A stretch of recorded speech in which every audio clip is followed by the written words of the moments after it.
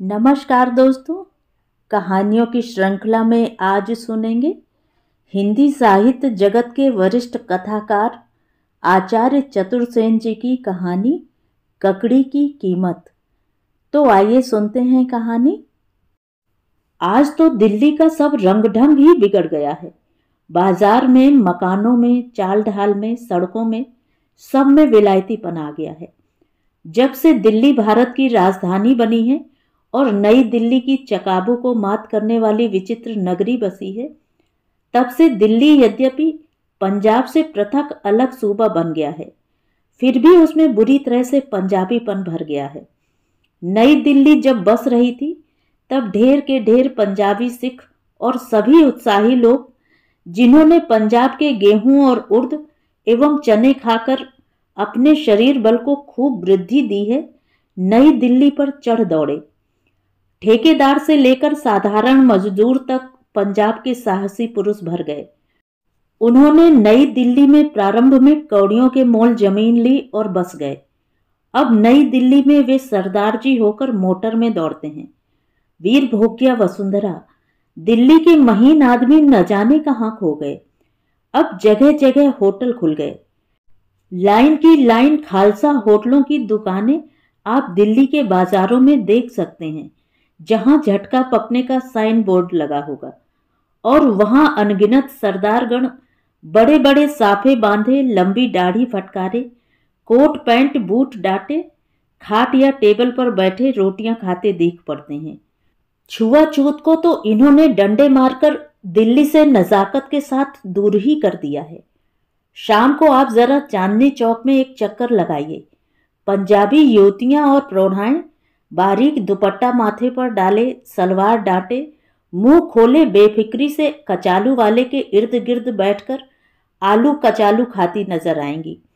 कभी कभी ब्याह शादी के जलूसों में जौहरियों की वह देहलवी नुक्केदार पगड़ियां कुछ पुराने सिरों पर नजर आ जाती थीं, परंतु वह नीमास्तीन अंगरखे, वसली के जूते, दुपल्ली दोमाशे की टोपी, बगल में महीन शरबती का दुपट्टा तो बिल्कुल हवा हो गए हैं।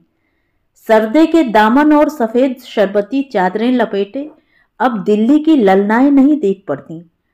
न अब वे जड़ाऊ जेवर ही उनके बदन पर दिख पड़ते हैं, जिनके बदौलत 2000 जड़िए और 5000 सुनार दिल्ली से अपनी रोजी चलाते थे।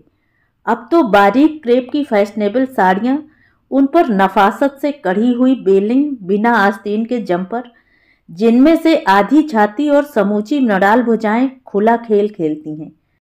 साथ में ऊंची एड़ी के रंग बिरंगे सैंडल जूते चांदनी चौक में देखते देखते आंखें थक जाती हैं। देश की इन पर्दाफाश बहनों में सुशिक्षिताएं तो बहुत ही कम हैं। ज्यादातर मोर का पंख खोसकर मोर बनने वाले कौवे जैसी हैं।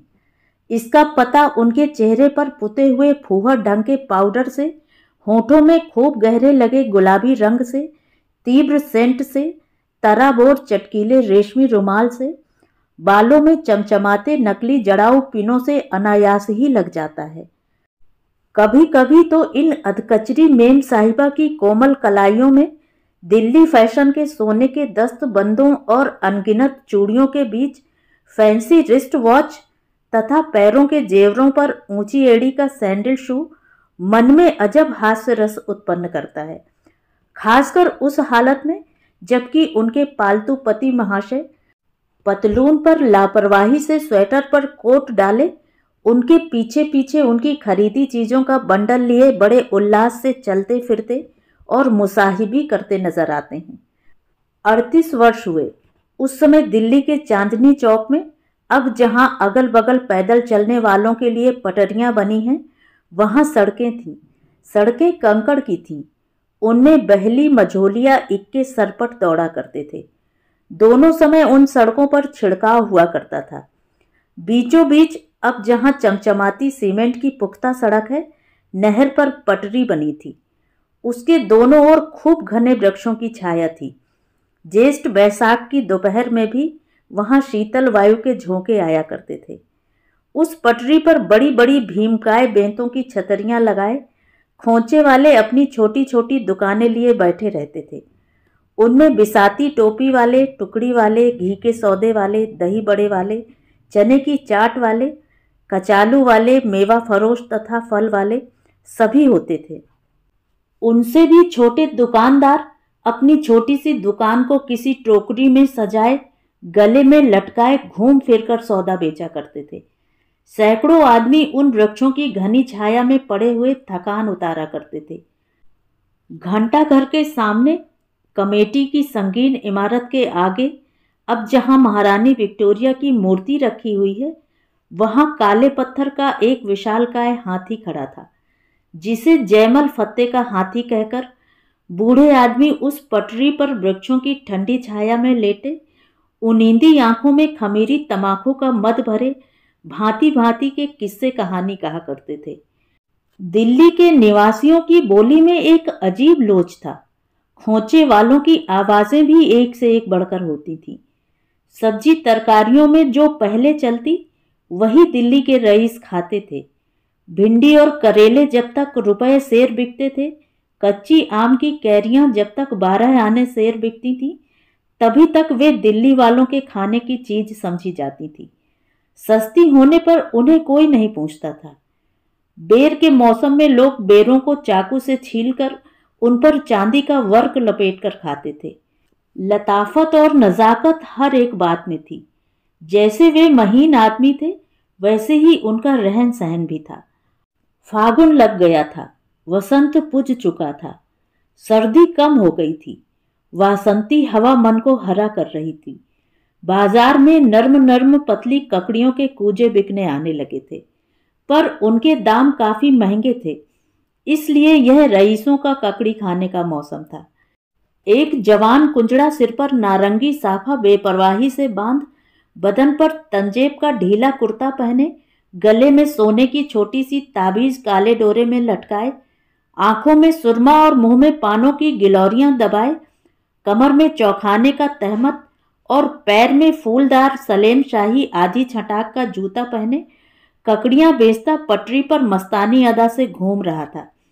उसके हाथ में झाऊ की एक सूफियानी चौड़ी टोकरी थी। उस पर केले के हरे पत्तों पर गुलाब के फूलों के बीच ककड़ी के 2 रवे रखे थे। टोकरी उसके दाहिने हाथ में अधर धरी थी। वह अपनी मस्त आंखों से इधर उधर घूरता, झूमती झूमती ललकती भाषा में आवाज लगाता था। नाजुक ये ककड़ियां ले लो, लैला की उंगलियां ले लो, मजनू की पसलियां ले लो, नाजुक ये ककड़ियां ले लो। पीछे से आवाज आई, ककड़ी वाले जरा वरे को आना। उसी भांति मस्तानी अदा से पुकारता हुआ ककड़ी वाला पीछे को फिरा। पुकारने वाला कहार था। वह एक बुढ़ा आदमी था। उसकी सफेद सफेद बड़ी मूछें, पक्का रंग, लट्ठे की मिर्जई, दुपल्ली टोपी और चौखाने का अंगोछा कंधे पर पड़ा हुआ था। ककड़ियों को देखकर उसने कहा, सिर्फ 2 ही रवे हैं? अभी ककड़ियां कहाँ? वह तो कहो, मैं 4 रवे लाया था, 2 बिक गए, 2 ये हैं। लेना हो तो लो, मोल भाव का काम नहीं, चवन्नी लूंगा। बूढ़ा कहार अभी नहीं बोला था। एक युवक ने तीव्र आवाज में कहा, अठन्नी लो जी, ककड़ियां हमें दो। पहलवान युवक भी कहार था। उसकी मसें अभी भीगी थीं, भुजदंडों में मछलियां उभर रही थीं। उसने हेरती हुई आंखों से बूढ़े कहार की ओर देखा और अठन्नी ठंड से झाबे में फेंक दी। सौदा हमसे हुआ है जी, ककड़ियां हम लेंगे।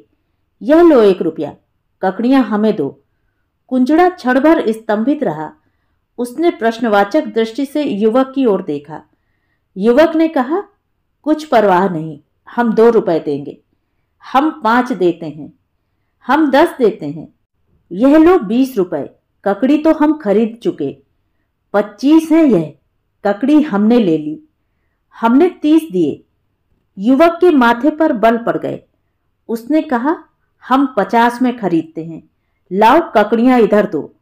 बूढ़े कहार ने हंस दिया और आज्ञा की दृष्टि से युवक की ओर देखकर जरा सीधा खड़ा होकर उसने तेज स्वर में कहा, मैंने 100 रुपए में दोनों ककड़ियां खरीद ली। युवक कहार क्षण भर घबराई दृष्टि से बूढ़े की ओर देखता रहा।